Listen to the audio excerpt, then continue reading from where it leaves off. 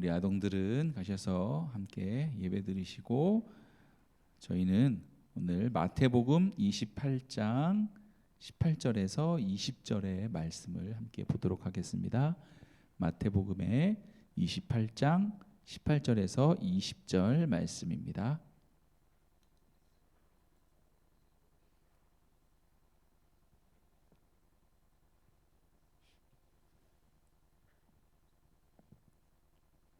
다 찾으신 줄 믿고 우리 한 목소리로 함께 세 절이니까 함께 큰 소리로 읽도록 하겠습니다. 시작. 예수께서 나와 말씀하여 이르시되 하늘과 땅의 모든 권세를 내게 주셨으니 그러므로 너희는 가서 모든 민족을 제자로 삼아 아버지와 아들과 성령의 이름으로 침례를 베풀고 내가 너희에게 분부한 모든 것을 가르쳐 지키게 하라. 볼지어다 내가 세상 끝날까지 너희와 항상 함께 있으리라 하시니라. 아멘. 아멘. 여러분, 교회에서 이렇게 주일날 말씀을 전하고 또는 듣다 보면 1년 주기로 꼭 한 번씩, 한 번 이상은 꼭 듣게 되어지는 그런 주제가 있습니다. 말씀의 주제들이 있어요. 여러분 뭘까요? 꼭 1년에 한 번 이상 꼭 들어요. 우리 며칠 전에 했었던 부활, 예수님 부활하셨어요 하는 주제로 말씀을 전합니다. 1년에 한 번 이상은. 또 그 전주에 있는 예수님 십자가에 달려 돌아가셨던 그 고난의 이야기도 우리가 꼭 듣습니다. 그리고 예수님 탄생하신 성탄절에 듣는 탄생 이야기, 또 예수님 하나님께서 성령을 우리에게 보내주시겠다라고 하시는 그 성령에 관계되는 설교 또 한 번씩 듣습니다. 그리고 오늘 이 전해드릴 이 말씀도 1년에 한 번 이상은 꼭 이 주제로 여러분들이 반드시 들어야 하고 저는 또 반드시 전해야 하는 그런 의무적인 말씀이 있습니다. 그래서 오늘 주제의 설교는 뭐냐? 내가 너희와 항상 함께 있으리라. 이 말씀입니다. 이 말씀. 내가 너희와 항상 함께 있으리라. 오늘 딴 거는 다 잊어버려도 이 주제는 꼭 기억하시고 오늘 돌아가셨으면 좋겠어요. 다 같이 한번 해볼까요? 시작. 내가 너희와 항상 함께 있으리라. 잊어먹지 않겠죠? 이걸 꼭 토시 하나 안 틀리고 외울 필요는 없어요. 뉘앙스만 기억하면 되는 거예요. 우리가 지난주에 예수님께서 부활하신 후에 제자들을 다시 만나 주셨습니다 라는 말씀을 들었어요. 기억나시죠? 제자들이 낙심하고 좌절하고 삶의 의미가 다 사라지고 소망도 잃어버리고 자기의 죄책감 때문에 예수님 얼굴을 볼 면목이 없고 이럴 때에라도 우리 예수님께서 제자들을 다시 만나 주셨다. 다시 만나 주신 목적은 제자들을 다시 일으켜 세우시려고 그렇게 만나 주셨다라는 말씀을 전해드렸습니다. 이렇듯 예수님을 어떻게 만났느냐에 따라, 예수님을 어떻게 경험했느냐에 따라 성경에 있어서 나는 이 말씀이 참 좋아 이런 거에 따라 우리 각 성도님들은 하나님을 어떻게 인식하는지가 다 달라지게 됩니다. 사람마다 다 달라요. 하나님은 어떤 분이십니까? 이렇게 물어보면 사람마다 네, 하나님은요 저에게 있어서는 이런 하나님이세요. 가장 흔하게 말씀하시는 건 하나님은 사랑이십니다. 이렇게 얘기할 수도 있지만 어떤 분은 다르게 얘기한다라는 거예요. 이렇게 다 다른 하나님을, 다 다른 예수님을 우리가 만나곤 하는데, 근데 가끔 그 만난 하나님에 대해서 우리가 온전하게 이해하지 못하는 경우들이 많이 있어요. 완벽하지 않다라는 거예요. 우리가 하나님에 대해서 아는 것이. 그러므로 우리가 살아가는 동안에 전혀 내가 그동안에 느껴보지 못했던, 알지 못했던 하나님, 낯선 하나님, 그런 하나님을 우리가 경험하게 됩니다. 반드시 경험하게 돼요. 우리가 좋아하는 말씀 구절, 내가 참 눈에 딱 꽂히는 그런 하나님만 생각하다가 삶을 사는데 이상하게 그동안에 겪어보지 못했던 하나님을 내가 만나요. 보통 그럴 때가 언제냐면 마음에 낙심이 오는 때, 보통 그런 순간들이에요. 하나님께서 나에게 이상하게 고통스러운 일들을 계속 주시네? 이렇게 예상하지 못했던 일들이 찾아올 때 그런 순간에 하나님을 낯선 하나님으로 우리가 생각을 합니다. 내가 전에 알던 하나님은 이런 하나님이 아니셨는데, 내가 목사님으로부터 들었던 하나님은 이런 하나님이 아니신데, 하나님 진짜 계신 건가? 하나님 나에게 왜 이러시지? 하나님 없는 거 아니야? 나를 떠나신 거 아니야? 우리가 이렇게 판단하고 생각이 든다라는 것입니다. 그런데 여러분, 그런 순간을 통해서 우리가 하나님을 새롭게 알고 하나님으로부터 새로운 은혜를 경험하게 됩니다. 성경에서는 이런 일들이 수도 없이 많이 있어요. 대표적으로 아브라함이 여러분 100세의 아들을 얻었잖아요. 아브라함이 100세의 아들을 얻었어요. 그런데 어느 날 하나님이 그 아들을 바치라는 거예요. 줄 때는 언제고 이 100세에 얻은 아들을 어떻게 또 바치라는 거예요. 세상에 이런 낯선 하나님이 또 어디 있습니까? 주실 때는 언제고 빼앗아 가다니. 이렇게 이 당시 때는 하나님 말고 여호와를 섬기는 그 신앙 말고 다른 종교, 다른 이단들, 다른 우상들을 섬기던 그런 우상들은 종종 살아있는 아들을 바치라는 얘기를 했어요. 그래서 정말 자기의 좋은 신앙, 자기의 좋은 믿음을 증거하기 위해서 살아있는 아들을 불에 태우거나 이런 일들이 종종 있었거든요. 근데 여호와 하나님은 이 일을 가증히 여긴다라고 얘기해서 성경이니까 정말 싫어하시는 거예요, 이 일을. 그런데 지금 아브라함에게 그 똑같은 일을 시키고 있어요. 그러니 아브라함으로서는 정말 낯선 하나님이죠. 어떻게 이런 일을 시킬 수가 있는가? 혼란스러운 상황에 빠집니다. 여러분들 내용을 아시겠지만 결국은 이삭을 죽이진 않았어요. 그렇죠? 다른 예가 또 있어요. 출애굽하라 모세에게 시킵니다. 백성들이 이스라엘 백성들을 다 데리고 애굽에서 다 나와라. 그렇게 해서 출애굽을 하게 됩니다. 그런데 여러분 한참 길을 가다 보니까 그 넓고 그 깊은 홍해를 만나게 되는 거예요. 아하, 이 홍해를 어떻게 건널 수 있을까? 또 더군다나 뒤에는 애굽의 군사들이 쫓아옵니다. 뭘 하기 위해서? 죽이려고. 이스라엘 백성들을 다 잡아서 죽이려고 쫓아오고, 앞에는 홍해가 가로막고 있고 뒤에는 그 애굽 군사들이 쫓아오는 거예요.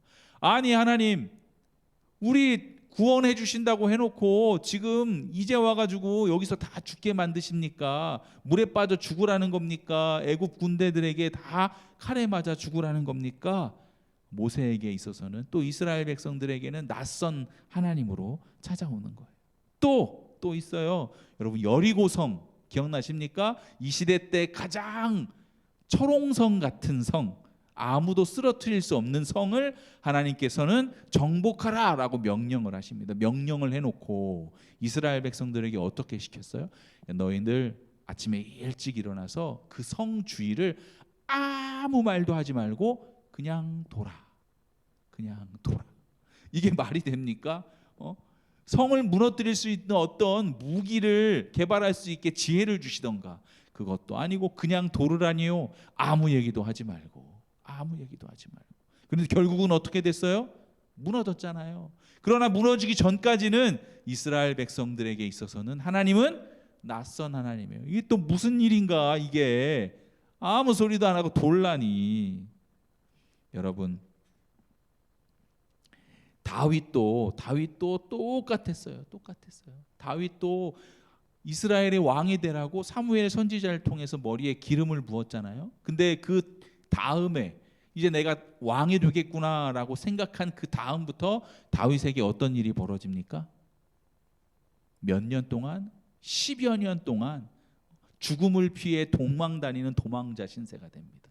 아니 나 왕대라면서요. 이스라엘 왕대라면서요. 근데 나 지금 이제 이렇게 고생시키는 이유가 뭡니까? 그냥 고생도 아니고 죽을 위험에 빠지는 고생. 그래서 다윗이 주로 어디에 숨어서 지냈어요? 굴 속에 들어가 숨어서 지냈잖아요. 다윗에게는 낯선 하나님이에요. 낯선 하나님. 이게 도대체 무슨 일인가? 하나님의 사람들이 다 이처럼 하나님을 아주 낯설게 자기가 평소에 생각하던 그런 하나님이 전혀 아닌 그런 하나님으로 다들 만나게 되어 있습니다. 안타깝다고 표현하긴 그렇지만 여러분들도 그럴 일들이 곧 있을 거예요. 있을 수 있어요.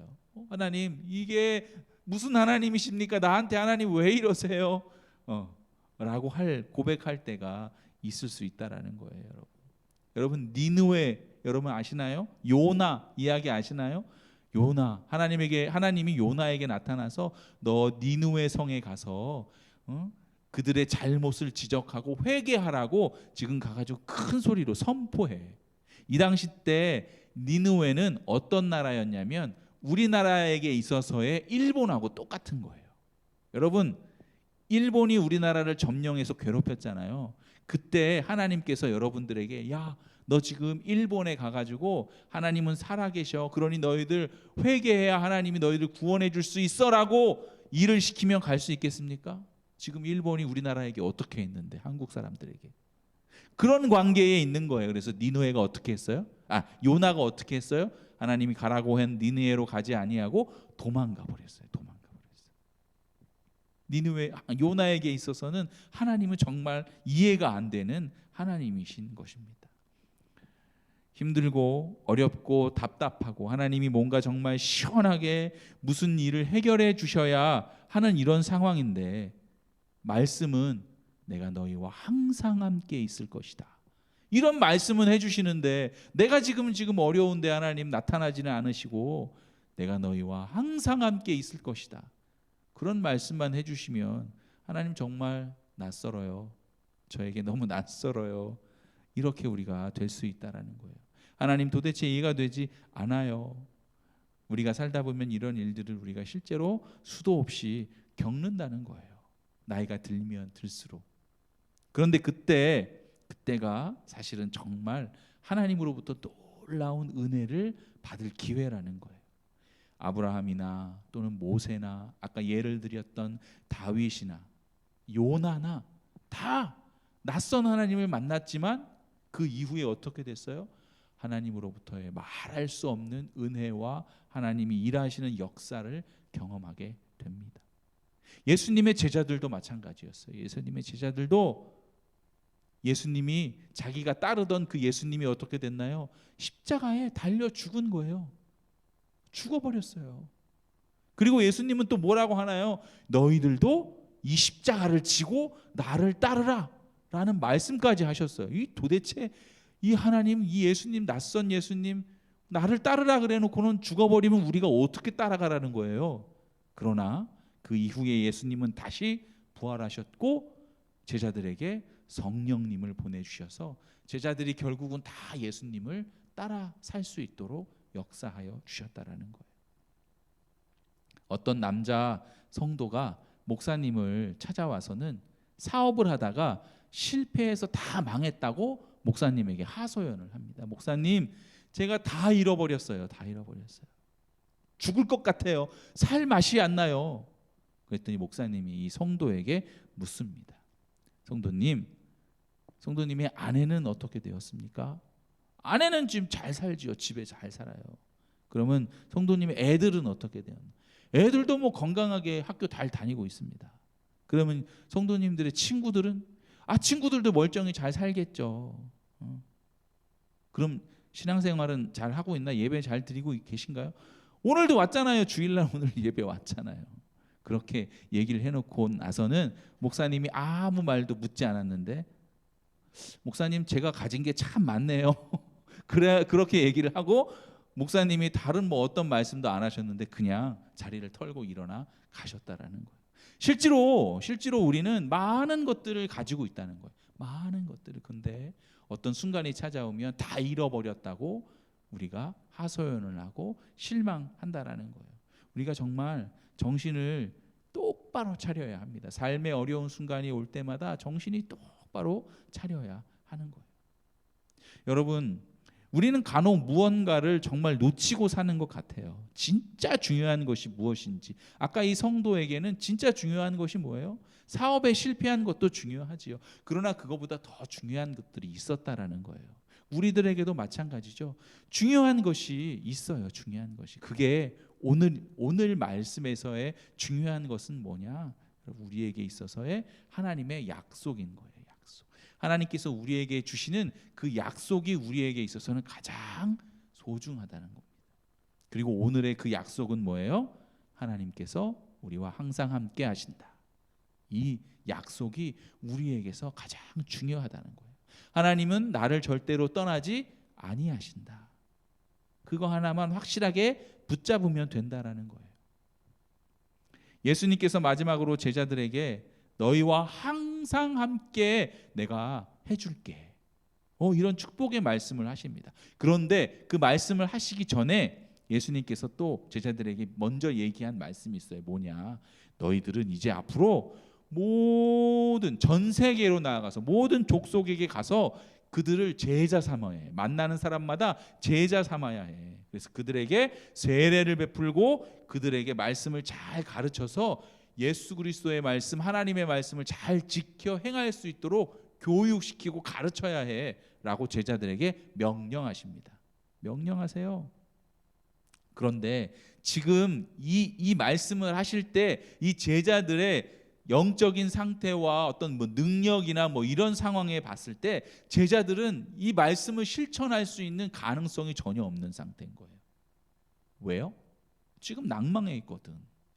내가 예수님 모른다고 부인한 사람인데 내가 뭘 할 수 있어 예수님에게? 그런 상태인 거예요. 근데도 예수님은 제자들에게 미션을 주십니다. 미션. 말도 안 되는 미션이죠, 제자들. 그러나 예수님은 그것으로 끝난 게 아니에요. 그 미션을 주고 끝난 게 아니야. 그 다음에 그 미션을 행할 수 있도록 어떤 축복의 말씀을 해줬다라는 거예요. 뭐라고요? 그게 내가 너희와 항상 함께 있을 것이다. 이게 핵심인 거예요. 이 말씀 전에는 제자들은 그 어떤 것도 할 수 없어요. 제자들은 어떤 것도 할 수, 능력이 되지 않아요. 하지만 예수님께서 함께 하여 주시는 그 능력으로 이제 제자들은 뭐든지 할 수 있다라는 거예요. 어떤 핍박과 환난 가운데서도 무너지지 않을 이제 능력이 생겼어요. 그것은 그 제자들에게만 해당되는 게 아니었어요. 제자들 이후에 초대교회라고 해요. 처음으로 세워진 교회들을, 초대교회 사람들도 이 말씀을 붙잡은 거예요.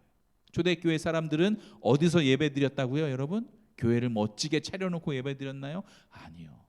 핍박을 피하기 위해서 땅굴을 파고 들어갔어요. 지하로. 로마 사람들이 자기네들을 발견하지 못하도록 하기 위해서 지하에 굴을 파서 거기서 예배드렸다는 거예요. 무슨 말씀을 붙들었기 때문에 내가 너희와 항상 함께 있을 것이다. 그거 하나 붙드니까 모든 문제들이 이제 문제로 보여지지 않은 것입니다. 우리들도 마찬가지예요. 항상 함께 있으리라. 여러분, 그 약속을 안 받으신 분 혹시 있으십니까? 나는 안 받았는데요. 나랑 상관없는 약속입니다. 요아 손 들은 거예요? 아니에요. 손을 올렸어요. 한 분도 없다는 거예요. 한 분도. 이미 우리 안에 이미 다 주어졌어요. 목사님, 내가 믿음이 별로 좋지 않은데 상관없습니다. 상관없어요. 믿음이 좋건 나쁘건 이거는 하나님의 일방적인 약속인 거예요. 그냥 약속. 우리에게도 다 주셨어요. 근데 항상 함께 있는 게 어떻게까지 예수님께서 말씀하셨냐? 세상 끝날까지 함께 하신다는 거예요. 세상 끝날까지. 그럼 세상 끝날에는 어떻게 되는 거예요? 그때는 함께 안 하시는 거예요? 아니죠. 세상 끝날은 예수님이 오시니까 다시 이제 새로운 또 시작인 거죠. 새로운 시작. 여러분, 이 시간에 이것을 우리가 아멘으로 붙잡으시기를 바랍니다. 아멘. 히브리서 13장 5절에 보면 함께 읽어볼까요? 시작. 돈을 사랑하지 말고 있는 바를 족한 줄로 알라. 그가 친히 말씀하시기를 내가 결코 너희를 버리지 아니하고 너희를 떠나지 아니하리라 하셨느니라. 하나님께서 우리를 버리지 아니하시고 떠나지 아니하시겠다는 이 말씀에 가장 위협적인, 반대되는, 자꾸 유혹이 되는 그런 말씀이 있는데 말이 있는데 뭐냐? 돈을 사랑하는 거예요. 돈을 사랑하는 거예요. 성경에는 참으로 많은 곳에서 돈과 하나님, 돈과 예수님을 대조해서 설명을 합니다. 두 가지를. 그런 대표적인 말씀 뭐예요? 두 가지를 동시에 섬길 수 없다, 이렇게 얘기를 하죠. 하나를 사랑하면 반드시 하나는 사랑하지 않게 되어 있다라는 거예요. 그러므로 여러분, 내가 돈을 사랑하지 않게 할 수 있는 방법은 뭐예요? 하나님이 나를 떠나지 않으셨어. 하나님 나와 반드시 함께 있어. 이 말씀을 붙드는 거예요.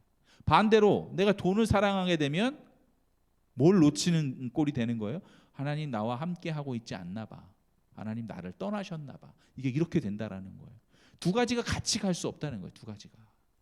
왜냐? 우리 주님은 돈보다 더 크시기 때문에 그렇습니다. 이 세상에 있는 모든 재물 누가 가지고 있을까요? 누가 마음대로 할 수 있을까요? 우리 주님께서 하실 수 있어요. 또 하나가 더 있다라는 거예요. 또 주님이 나와 함께 하심을 믿는 자들은 사람을 무서워하지 않게 됩니다. 13장 히브리서 13장 6절을 보면 같이 읽을게요. 시작. 그러므로 우리가 담대히 말하되 주는 나를 돕는 이시니 내가 무서워하지 아니하겠노라. 사람이 내게 어찌하리요 하노라. 주님이 나와 함께 계시는 것이 믿어지면 그러면 더 이상 사람이 무섭지가 않습니다. 요새 여러분 나를 해치는 어떤 이렇게 동물 이런 것보다 자동차 이런 것보다 뭐가 제일 무섭다고들 해요? 사람이 더 무섭다고들 하잖아요. 사람이 너무 무서운 세상이 되었어요. 그런데 하나님이 나와 함께 하시는 것을 정말 믿게 되면 사람이 더 이상 무섭지 않게 됩니다. 돈 하는 마음이 사라지고 사람 무서워하는 마음이 다 사라지면 우리 인생에서 정말 기쁜 마음으로 즐거운 마음으로 살아갈 수 있지 않겠습니까? 그런데 이 역사가 어떻게 나타나는 것이라고요? 주님이 나와 함께 계시는 이 약속이 믿어지는 사람, 이것을 정말 믿음으로 붙잡는 사람, 그 사람에게 역사가 일어난다는 것입니다. 여러분, 한국의 교회는 세계의 많은 다른 나라들이 볼 때에 참 대단하다라고 평가들을 많이 합니다. 그래서 외국에 있는 다른 나라 사람들이 한국의 신앙생활, 한국의 교인들, 한국의 교회들을 보기 위해서 많이들 들어와요. 그래서 들어와서는 보고 놀라는 것들이 몇 가지가 있는데 그 중에 예배 드리는 것을 보고 굉장히 놀라합니다. 찬양할 때 뜨겁게 난리가 나죠. 뛰면서 손 들고 박수 치면서 찬양을 막 합니다. 여러분 그 유튜브나 이런 영상들을 보면 우리 50대, 60대 그런 어머니들께서 막 신내림 받은 것 같은 그런 박수 치며 찬양하는 거 말고 젊은 사람들이 여러분 찬양하는 것을 보면 정말 놀라워요. 젊은 사람들도 그렇게 울면서 찬양을 한다라는 거예요. 그리고 또 하나 놀라는 건 뭐냐? 새벽에 5시, 4시 반 이때 예배를 드리는 거예요. 매일 새벽마다. 이걸 보고 굉장히 놀라합니다. 그리고 또 저희 교회에서 하는 것처럼 금요일 날 모여서 또 찬양하고 기도하고 철야 예배 드리고 이런 것들을 보고 놀라워해요. 그러나 그런 것들 보고 놀라워하지만 그분들이 다 이제 돌아가면서 한 가지 안타까운 말들을 해요. 뭐라고 얘기를 하냐면 하나님을 향한 열심은 정말 대단한데 하나님을 정말로 전적으로 의지하는 것 같지는 않아 보인다. 이렇게들 평가를 합니다. 전적으로 의지하는 것 같지 않다라는 거예요. 여러분들은 어떻나요? 전적으로 의지하고 계십니까? 의지하는 것이 뭘까요? 하나님을 전적으로 의지하는 것이 뭘까요? 깜깜한 방에 빛이 하나도 없는 방에 아이가 혼자 있다고 여러분 한번 생각해 보세요. 무섭겠죠. 굉장히 무서울 거예요. 또 이상한 소리도 나면 더 무서울 거예요. 그런데 그곳에 똑같은 환경 속에서 그 아이의 아빠가 같이 옆에 있다고 한번 생각해 보세요. 아빠가 손을 꼭 잡고 있어. 혹은 안아주고 있어. 그러면 그 아이는 아까와 같은 두려움 속에 있을까요? 아니요. 의지가 돼. 전적으로 아빠를 나의 아빠가 나를 지켜줄 거야. 좀 큰 아이들이면 우리 요한 아이나 15살 같은 아이들이면 우리 아빠도 약하기 때문에 아빠를 믿을 수가 없어. 이렇게 얘기할 수 있겠지만 우리 리아나 노아 같은 경우는 김경환 집사님을 전적으로 믿을 거란 말이에요. 그 순간에. 뭔가를 알고 나면 좀 믿음이 떨어지지만 전적으로 알 거란 말이에요. 그러나 우리 하나님은 전지전능하신 하나님이라고 얘기를 하잖아요. 그렇죠? 이게 바로 전적으로 믿는 거예요. 깜깜한 방 안에 아이와 아빠가 있을 때 아이가 아빠를 믿는 그 마음, 여러분들도 그 믿음이 그 전적으로 의지하는 마음이 우리들에게 있어야 한다라는 거예요. 내가 지금 어려워. 하나님께서 나와 함께 하시니 내가 이 어려움 이겨낼 수 있어. 전적으로 믿는 것이죠. 이것을 진짜 믿으면 두려움이 돈 또 사람을 두려워하는 것 이 다 해결된다라는 거예요. 여러분, 성경에 하나님의 사람들이 전적으로 하나님을 믿어서 했던 일화들이 많이 있어요. 하나님을 전적으로 믿지 않으면 불가능한 일들이 참 많이 있었는데, 그 중에 어떤 리스트가 있냐면요, 그 쓴 무기들이 있어요. 성경에는 전쟁 일화들이 참 많잖아요. 근데 전쟁 가운데서 사용한 무기들을 보면 참 가관이다 할 정도의 무기들이 등장을 합니다. 여러분, 모세의 무기는 뭘까요? 사진 띄워주실래요? 사진을 보면 알 수 있죠. 모세의 무기는 뭐예요? 지팡이 그냥 흔히 이렇게 길거리에 있는 숲속에 있는 나무 짝대기인 거예요. 이걸로 하나님이 명령하셔서 하나님이 도우셔서 뱀이 됐죠. 지팡이가 뱀이 됐어요. 또 이걸로 홍해를 갈랐어요. 이걸로 반석에서 물을 나게 했어요. 여러분, 지팡이를 들고 이렇게 손을 들고 있었더니 이스라엘 백성들이 전쟁에서 계속 승리하는 거예요. 그 이야기도 알죠? 그렇다니까요. 가관이죠, 무기가. 그 다음 어떤 무기가 나오나요? 항아리 나오죠. 항아리 보이나요? 이 항아리로 싸웠어요. 횃불, 항아리, 또 호른, 이거 소리 나는 거, 이걸로 전쟁에서 이겼다라는 게 이게 무기예요. 그리고 또 삼손에게는 뭐예요? 저게 뭔가요? 삼손에게 있어서 나귀의 턱뼈. 여러분, 나귀가 죽고 나면 뼈가 남잖아요. 그 턱뼈를 붙잡고 블레셋 사람들과 싸워서 이겼다는 거예요. 혼자서. 삼손, 장사 삼손으로 알고 계시죠? 무슨 애들 장난하는 것도 아니고, 다윗은 뭐가 무기였나요? 물맷돌, 뭐 비슷하게 새총, 뭐 이런 건 거에 느낌이 이걸로 골리앗을 넘어뜨렸죠. 여러분, 이걸로 어떻게 싸워서 이기겠어요? 그러나 하나님께서는 이들에게 이 무기를 주셨어요. 이 무기를. 아마도 적군이 자존심 상해서 아마 스스로 넘어지지 않았을까 생각이 들어요. 감히 그런 허접한 무기를 들고 와서 나와 대적하다니, 내가 자존심 상해서 너랑 못 싸우겠다. 그래서 전쟁에서 돌아가지 않았나. 뭐 그렇진 않아요, 여러분. 이걸로 다 싸워 이겼어요. 사실은 말이 안 되는 거예요. 그것을 어떻게 무기라고 할 수 있겠습니까? 그런데 그것으로 이겼다라는 거예요. 이게 뭘 의미하나요? 사실은 하나님께서 그렇게 하신 거죠. 하나님께서. 그리고 이 무기를 사용한 이 사람들은 그 하나님을 전적으로 믿었던 거예요. 전적으로. 그의 말씀을 전적으로 붙들은 거예요. 어떤 말씀이요? 하나님께서 나와 항상 함께 하실 것이다. 내가 새총 가지고 나가지만, 물맷돌 가지고 나가지만 하나님께서는 나를 승리로 이끄실 것이다. 왜? 나와 함께 하시니까. 여러분, 우리는 솔직히 안 믿어진다고 말을 합니다. 이 사람들이 이야기고요, 목사님. 저는 잘 안 믿어지는데요. 그리고 혹 가끔은 또 어떤 분들은 내가 그 당시대로 돌아가서 정말 예수님께서 뭐 죽은 나사로를 살리시는 이런 장면들을 내가 보게 되면 내가 참 믿겠는데요. 아니면 뭐 사도 바울이 행했던 그런 일들을 내가 직접 그때 그 당시대로 가서 돌아가서 보게 된다면 내가 참 믿을 텐데요. 이런 말들을 간혹 합니다. 믿어지지 않으니까.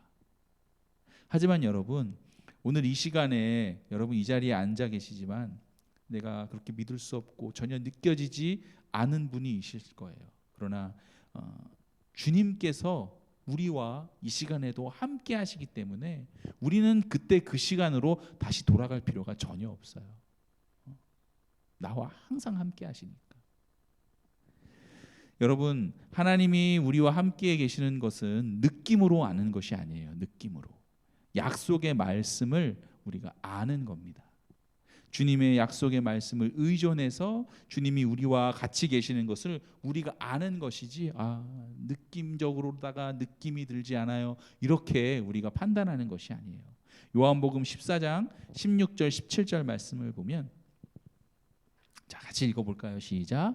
내가 아버지께 구하겠으니 그가 또 다른 보혜사를 너희에게 주사 영원토록 너희와 함께 있게 하리니 그는 진리의 영이라 세상은 능히 그를 받지 못하나니 이는 그를 보지도 못하고 알지도 못함이라. 그러나 너희는 그를 아나니 그는 너희와 함께 거하심이요 또 너희 속에 계심이니라. 이 말씀은 여러분 성령을 받은 모든 사람들에게 허락되어 있는 말씀입니다. 그래서 이 말씀을 보고 주님께서 나와 같이 계시는구나, 언제나 같이 계시는구나, 항상 나와 같이 계시는구나, 그것을 확실하게 붙잡는 거예요. 그래서 제가 자꾸 붙잡는다고 얘기를 하는 거예요. 놓치시면 안 돼요. 느낌은 전혀 그런 느낌이 아니에요. 그러나 말씀을 보니까 그렇게 나와 있구나, 주님 나와 함께 계시는구나, 내가 붙잡아야겠다, 놓치지 말아야겠다, 느낌을 의지하지 말아야겠다. 여러분, 고린도후서 13장 5절에 보면 하이라이트된 좀 진한 색만 읽어볼까요? 시작. 그리스도께서 너희 안에 계신 줄을 너희가 스스로 알지 못하느냐. 갈라디아서 2장 20절을 보면 시작. 그런즉 이제는 내가 사는 것이 아니요 오직 내 안에 그리스도께서, 내 안에 그리스도가 계시니까 그리스도가 사는 거죠. 내 안에 그리스도가 없으면 그리스도가 어떻게 살겠어요? 내가 사는 거지.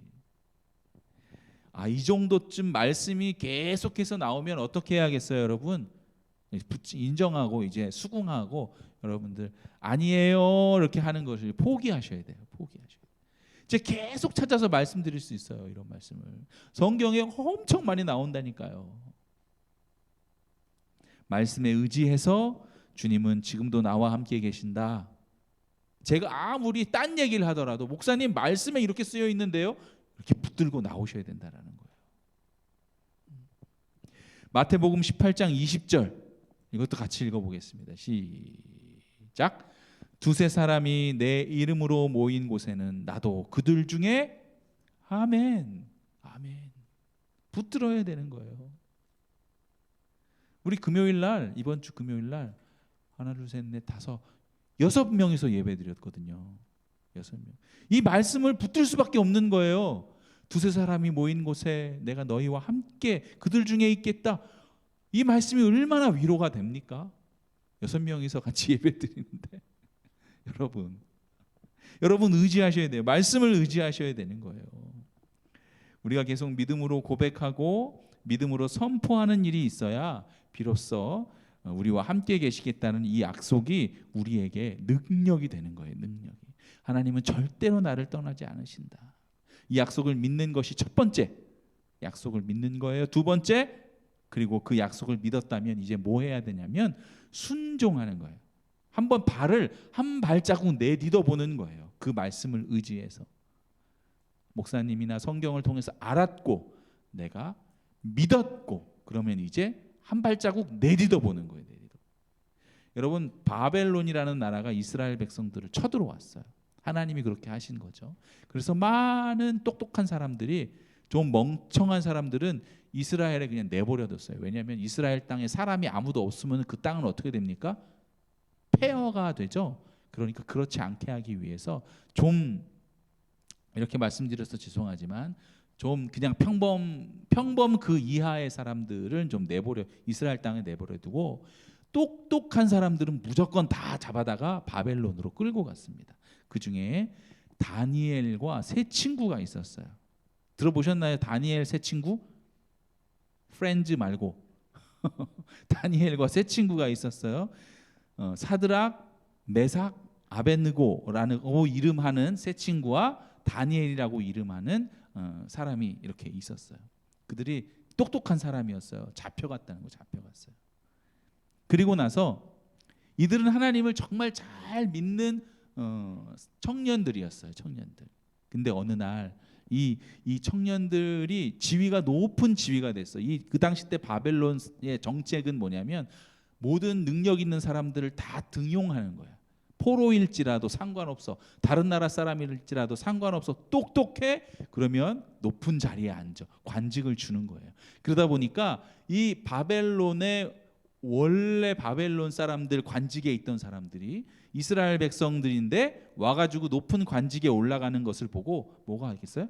배가 아프기 시작한 거죠. 그래서 모함하고 어떻게 해서든지 그 사람들을 죽이려고 했어요. 그래서 이 다니엘과 사드락 메삭 아벳느고도 똑같이 그렇게 모함을 당합니다.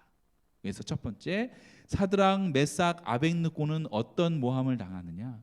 저 사람들이 신상에 절을 하지 않습니다라는 모함을 받아요. 그 당시 때 하나님의 가르침은 뭐예요? 하나님 외에 다른 신들에게 절하면 되는 거예요, 안 되는 거예요? 안 돼요. 안 돼.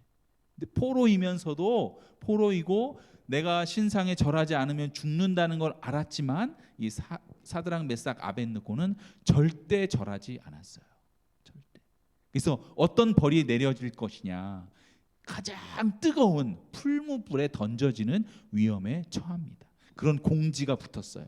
절하지 않는 사람들은 불에 태워 죽일 것이다. 그것을 보고도 사드락 메삭 아벳느고는 절하지 않은 거예요. 그리고 왕 앞에 가서 어떤 고백을 하느냐? 왕이시여, 우리가 하나님을 믿는 백성들인데 신상에 절하지 않습니다. 하나님께서 우리를 구원하실 거예요. 그러나 혹시 그리 아니하실지라도라는 말은 뭐예요? 그렇게 우리를 구원해 주지 않고 우리가 불에 던져져서 죽을지라도 우리는 하나님 외에, 여호와 하나님 외에 다른 신들에게는 절하지 않겠습니다 라고 하고 정말 풀무불에 던져집니다. 얼마나 뜨거웠던지 이 세 명을 붙잡아다 던져야 하는 누군가가 있어야 되잖아요. 군인들이 있어야겠죠. 그 군인들 어떻게 됐다고 성경에 표현되어 있나요? 잡아 던지는 군인들조차 불에 타버렸대요. 너무 뜨거워서 그게 괜히 일하다가 죽은 거예요. 그런데 그 불 속에 던져져 있는 그 모습을 멀리서 봤는데, 아까 사진 보여주세요. 지금 몇 명이에요? 몇 명이에요? 3명이 던져졌는데 그 안에 4명이었다고 성경은 표현을 합니다. 그리고 그들이 머리카락 한 오라기 뭐라 그러나요? 한 오라기도 타지 않고 다시 불 속에서 나왔다라고 성경은 표현하고 있습니다. 사드락 메삭 아벳느고는 전적으로 하나님을 의지한 거예요. 뭘 의지했나요? 말씀을 붙든 거죠. 신상에 절하지 마라. 그러면 다니엘은 어떻게 됐나요? 다니엘은 약간 반대예요. 어떤 게 반대냐? 신상에 절하지 말아였고, 다니엘은 하루에 3번 창문을 열고 하나님이 있는 혹 예루살렘 성을 향하여 매일 기도하는 거예요. 어떤 명령이 떨어졌냐? 절대 다른 신들에게 기도하지 마라, 절하지 말라. 그걸 걸리는 즉시 사자굴에 던져질 것이다 라는 명령이 떨어졌어요. 이 다니엘 어떻게 했을까요? 아유, 내가 죽게 생겼구나. 기도하지 않았을까요? 아니, 기도했어요. 하루에 3번. 그것을 알고도 내가 죽을지언정 나는 하나님께 기도하는 백성이니 기도할 것이다.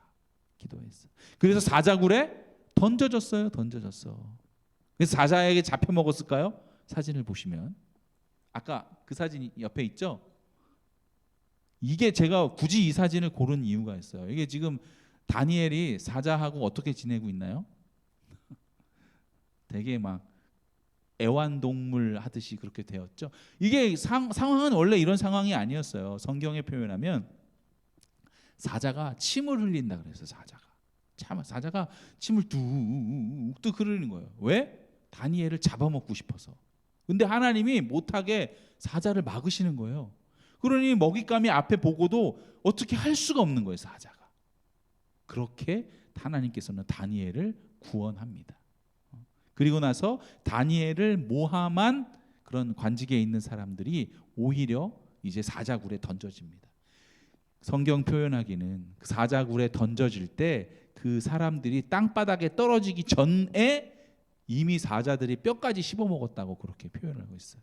그러니 다니엘 먹고 싶어서 잡아먹고 싶어서 하루 종일 끙끙대다가 정말 신선한, 이렇게 표현하면 죄송합니다, 정말 먹을 수 있는 기회가 되니 그렇게 먹은 것이겠죠. 여러분, 항상 함께 하시는 하나님은 언제나 어떻게 우리가 만날 수 있는 것이죠? 언제 어떻게 만날 수 있는 거죠? 약속을 진짜 믿고 순종을 하게 되면 우리가 그 다니엘이 경험했던 하나님, 사드락 메삭 아벳느고가 경험했던 하나님을 만날 수 있게 되는 것입니다. 이 좀 어려운 성경의 이야기 나온 이야기는 좀 어려웠어요. 그렇죠? 우리가 실천하기 좀 어렵잖아요. 우리가 할 수 있는 가장 자그마한 것부터 우리가 한 발 내디디면 되는 거예요. 이제 우리 대학부 청년들은 학기를 마치고 한국으로 돌아가게 돼요. 많은 일들이 그곳에서 있겠죠. 즐거운 일만 있으면 참 좋겠어요. 그거를 바랍니다. 하지만 그렇지 않은 일도 있을 수 있다라는 거예요. 그때 우리가 기억해야 하는 건 뭐라고요? 하나님이 나와 항상 함께 하신다. 주일 예배를 한국에 가셔도 잘 드렸으면 좋겠어요. 잊지 않고 한 교회를 정해서 그때마다 주일 예배 드릴 때마다 하나님이 나와 함께 하셔서 내가 주일 교회에 나올 수 있게 하셨구나 감사할 수 있는 그런 여러분들이 되었으면 좋겠습니다. 우리 대학생들도 그리고 우리 중고등학생들도 자녀들도 평생 우리들이 붙잡고 살아가야 하는 그런 말씀 한 가지를 목사님 추천해 주세요라고 한다면 저는 아무런 기다림 없이 고민 없이 이 말씀을 해드리고 싶어요. 하나님이 항상 나와 함께 하신다. 오늘 마지막으로 옆 사람과 한번 축복하면서 얘기하고 마치겠습니다. 하나님이 너와 함께 하셔. 이렇게.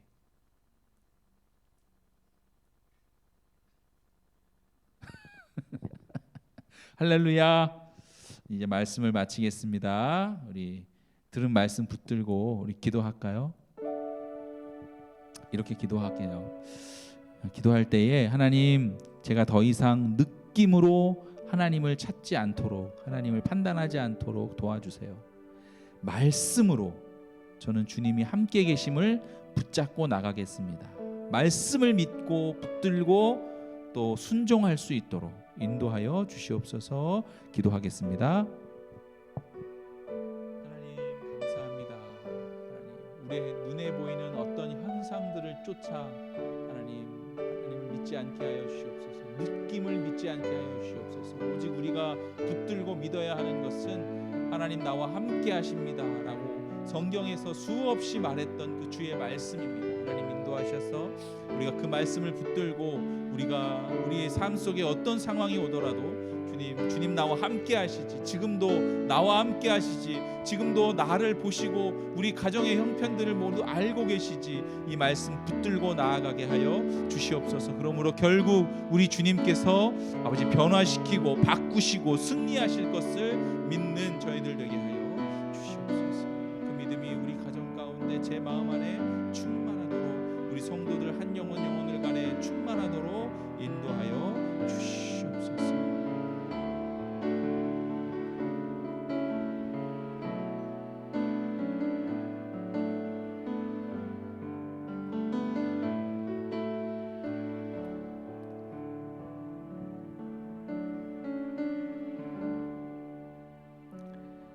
주님께서 우리와 함께 하십니다.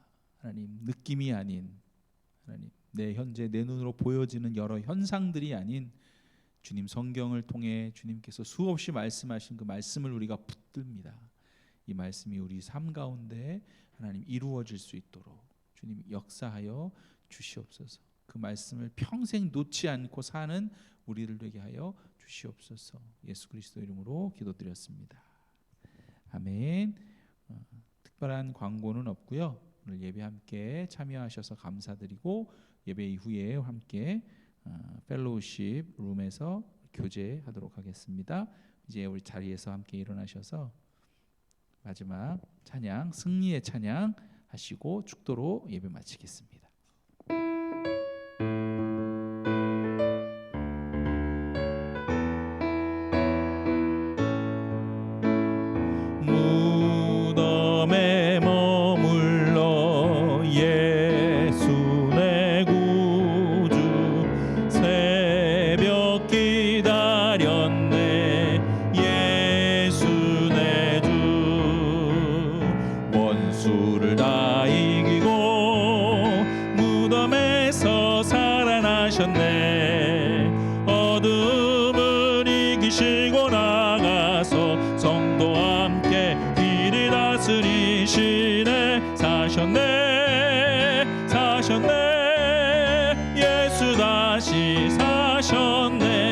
3절입니다. 거기 못 가두네 예수 내 구주 우리를 살리네 예수 내 주 원수를 다 이기고 무덤에서 살아나셨네 어둠을 이기시고 나와서 성도와 함께 길을 다스리시네 사셨네 사셨네 예수 다시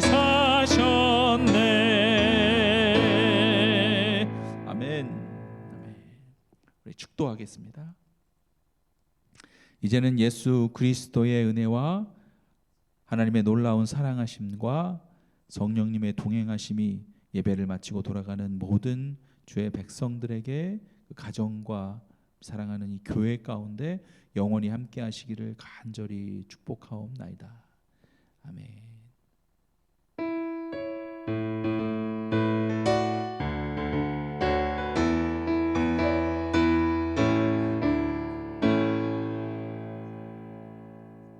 아멘. 수고하셨습니다.